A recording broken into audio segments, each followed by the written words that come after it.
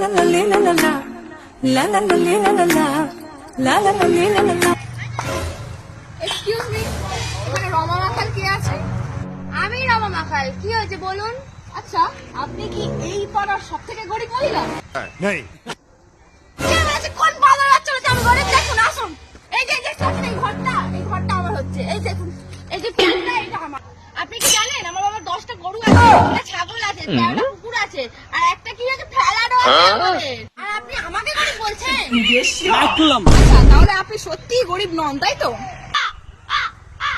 তাহলে রমা মাখালের নামটা কাটা। ঠিক আছে ম্যাডাম।